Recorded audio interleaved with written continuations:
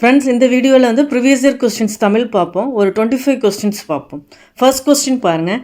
இதழ், நா, பல், அன்னம் இவையெல்லாம் வந்து ஒலிப்பு முனைகள் அப்படிங்கிறாங்க. இதழ், நா, பல், அன்னம் இவையெல்லாம் என்னென்னா ஒலிப்பு முனைகள். அடுத்த கேள்வி, ஸ்ரீ வைஷ்ணவத்தின் வளர்ப்பு தாய் என போற்றப்படுபவர் யார் அப்படின்னா வந்து ராமானுஜர் அப்படிங்கிறாங்க. ஸ்ரீ வைஷ்ணவத்தின் வளர்ப்பு தாய் என போற்றப்படுபவர் வந்து ராமானுஜர்.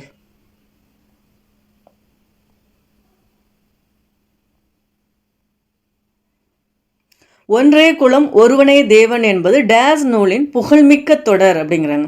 திருமந்திர தொடர் இதுதான் வந்து ஒன்றே குலம் ஒருவனே தேவன் அப்படிம்பாங்க. திருமந்திரம் அப்படின்னா வந்து திருமூலரோட நூல் தான் வந்து திருமந்திரம். இது வந்து திருமுறையில் 12 திருமுறையில் வந்து 10ஆம் திருமுறையாக வந்து திருமந்திரம் வந்து இடம்பெற்றிருக்கும். ஒன்றே குலம் ஒருவனே தேவன் என்பது டேஸ் நூலின் புகழ்மிக்க தொடர் அப்படின்னா திருமந்திரத்தின் புகழ்மிக்க தொடர் அப்படிங்கிறாங்க. இது வந்து தமிழ், இது வந்து 3000 பாடல்கள் உடையது அப்படின்னால இதை தமிழ் 3000 அப்படின்னு கூட திருமந்திரத்தை குறிப்பிடுவாங்க.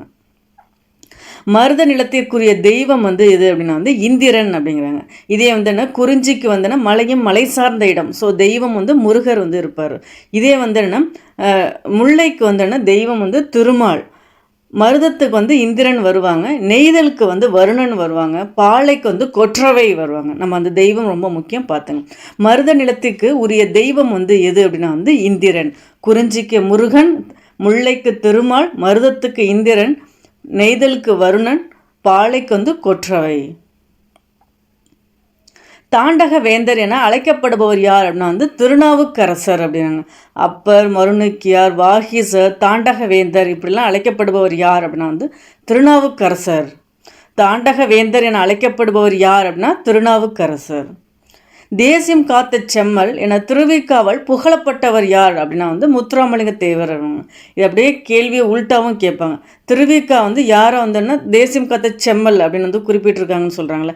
இதே வந்து தேசியம் காத்த செம்மல் முத்துராமலிங்க தேவர் என அழைத்தவர் யார் அப்படிங்கிற மாதிரி கேட்பாங்க திருவிக்கா. நம்ம வந்து கேள்வி நல்லா பார்த்து வச்சுக்கணும். தேசியம் காத்த செம்மல் என திருவிக்காவல் புகழப்பட்டவர் யார் அப்படின்னா வந்து முத்துராமலிங்க தேவர். ரொம்ப முக்கியம், ரொம்ப நல்லா நோட் பண்ணிக்கோங்க. கேள்வி வந்து அப்படியே ட்விஸ்ட் பண்ணி கேட்கறது வாய்ப்பு இருக்குது. சின்னச்சீரா என்ற நூலை எழுதியவர் யாருன்னா பனு அகமது மரைக்காயர் அப்படின்னு. சீரா புராணம் அப்படின்னா வந்து உமர் புலவர் தான் அதன் ஆசிரியர். இது சின்னச்சீரா என அழைக்கப்படுபவர் என்ற நூலை எழுதியவர் யார் அப்படின்னா பனு அகமது மரைக்காயர். காந்திய கவிஞர் என அழைக்கப்படுபவர் யார் அப்படின்னா வந்து ராமலிங்கனார் தான் காந்திய கவிஞர் என அழைக்கப்படுபவர் அப்படிங்கிறாங்க. முதல்ல அரசவை கவிஞர் அப்படின்னா நாமக்கல் கவிஞர் அவர்களை தான் வந்து குறிப்பிடுவாங்க. காந்திய கவிஞர் என அழைக்கப்படுபவர் யார் அப்படின்னா நாமக்கல் கவிஞர் வந்து ராமலிங்கனார். ராமலிங்கனார் தான் கத்தியின்றி ரத்தமின்றி யுத்தம் ஒன்று வருகுது அப்படின்னு உப்பு சத்தியாகிரகத்தின் போது அந்த பாடலை வந்து பாடியிருப்பாங்க. ரொம்ப முக்கியம். காந்திய கவிஞர் என அழைக்கப்படுபவர் யார் அப்படின்னா வந்து நாமக்கல் கவிஞர் ராமலிங்கனார். அடுத்த கேள்வி பாருங்க. முதலில் எந்த நிலத்துக்குரிய விலங்கு அப்படிங்கிறாங்க. என்ன, குறிஞ்சி நிலத்துக்குரிய விலங்கு தான் அப்படிங்கிறாங்க. அடுத்த கேள்வி பாருங்க. கடவுள் வல்கையோடு மாய்த்துடல் புட்கிரையாக ஒல் செய்வேன்.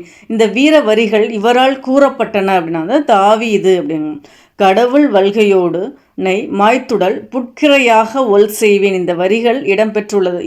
இந்த வரிகளை கூறியவர் யார் அப்படிங்கிறதான் கேள்வி. தாவீது. இதன் பட்டையை அரைத்து தடவினால் முறிந்த எலும்பு வந்து விரைவில் கூடும் அப்படின்னா வந்து முருங்கை பட்டையை அரைத்து தடவினால் தான் அந்த முறிந்த எலும்புகள் வந்து விரைவில் கூடும் அப்படிங்கிறாங்க. வீரம் இல்லாத வாழ்வும் விவேகம் இல்லா வீரமும் வீணாகும் என எடுத்துரைத்தவர் வந்து பசுமன் முத்துராமலிங்கர் அப்படின்னு. வீரம் இல்லாத வாழ்வும் விவேகம் இல்லாத வீரமும் வீணாகும் என எடுத்துரைத்தவர் வந்து பசுமன் முத்துராமலிங்கர் அப்படிங்கிறாங்க. இவர் வந்து நேதாஜி அப்படிங்கிற இதெல்லாம் வந்து நடத்தியிருப்பாங்க, அதுவும் ரொம்ப முக்கியம். அடுத்து பட்டியல் 1, 2 பொறுத்த சொல்லியிருக்காங்க. ஃபர்ஸ்ட் டிசர்வ் தென் டிசையர் அப்படிங்கிறாங்க. அதுக்கு வந்து முடவன் கொம்புத்தேனுக்கு ஆசைப்படலாமா அப்படிங்கிறாங்க. டிட் ஃபார் டேட் அப்படின்னா பழிக்கு பழி. ஒர்க்கிஷ் ஒர்க்ஷிப் அப்படின்னா செய்யும் தொழிலே தெய்வம் அப்படிங்க. Little strokes fell great oaks அப்படின்னா வந்து அடிமேல் அடி அடித்தால் அம்மியும் நகரும் அப்படிங்க. ஃபர்ஸ்ட் டிசர்வ் தென் டிசையர் அப்படின்னா முடவன் கொம்புத்தேனுக்கு ஆசைப்படலாமா. அடுத்து பாருங்கள். டிட் ஃபார் டேட் அப்படின்னா வந்து பழிக்கு பழி. ஒர்க் இஸ் ஒர்க்ஷிப் அப்படின்னா வந்து செய்யும் தொழிலே தெய்வம் அப்படின்னா. லிட்டில் ஸ்ட்ரோக்ஸ் ஃபெல் கிரேட் ஓக்ஸ்னா வந்து அடிமேல் அடி அடித்தால் அம்மியும் நகரும்.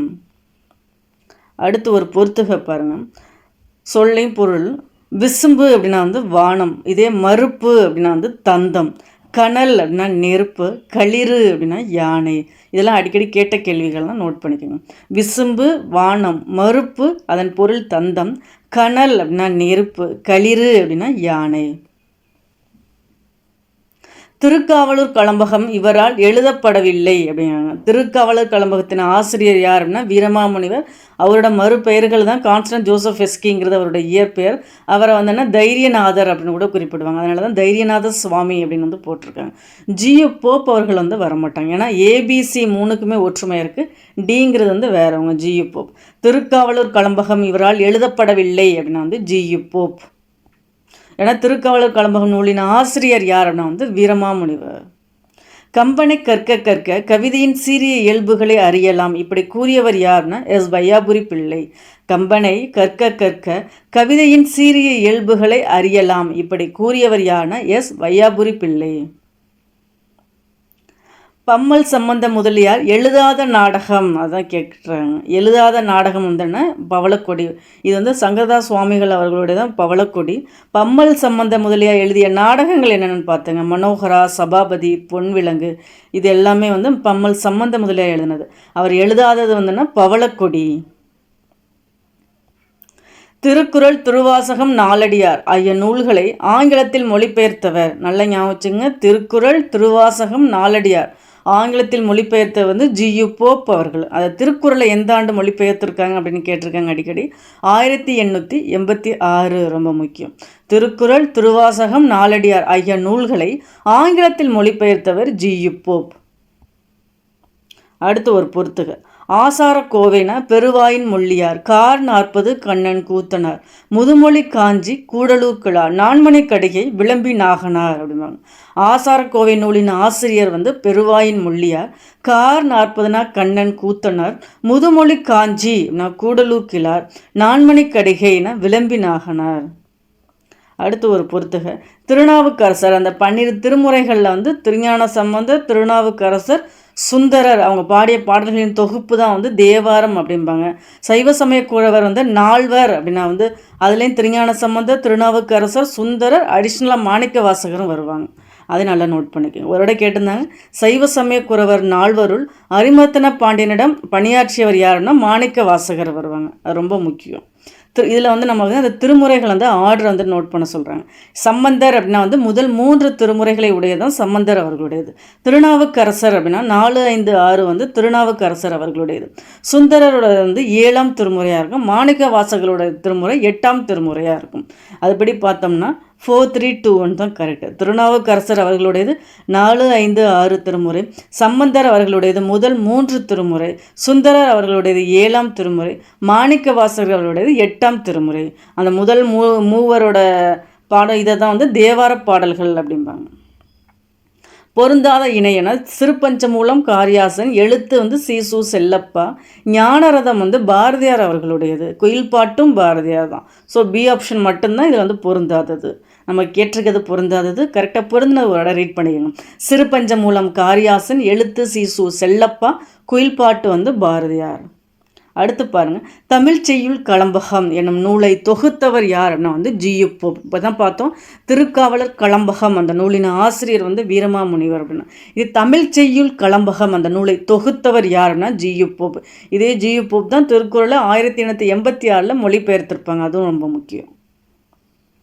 தமிழ் பேரகராதி லெக்சிகனை உருவாக்கியவர் யாருன்னா எஸ் வையாபுரி பிள்ளை அப்படின்னா. தமிழ் பேரகராதி லெக்சிகனை உருவாக்கியவர் வந்து எஸ் வையாபுரி பிள்ளை. தமிழிசை கருவி யாழ் பற்றி பலகாலம் ஆராய்ந்து யாழ் நூல் இயற்றியவர் யார் அப்படின்னா விபுலானந்தர் அப்படிங்கிறாங்க. தமிழிசை கருவி யாழ் பற்றி பலகாலம் ஆராய்ந்து யாழ் நூல் இயற்றியவர் யார் அப்படின்னா வந்து விபுலானந்தர். பாரத சக்தி மகா காவியம் இயற்றியவர் வந்து சுத்தானந்த பாரதியார் அப்படிங்க. பாரத சக்தி மகா காவியம் இயற்றியவர் யார்னா சுத்தானந்த பாரதியார்.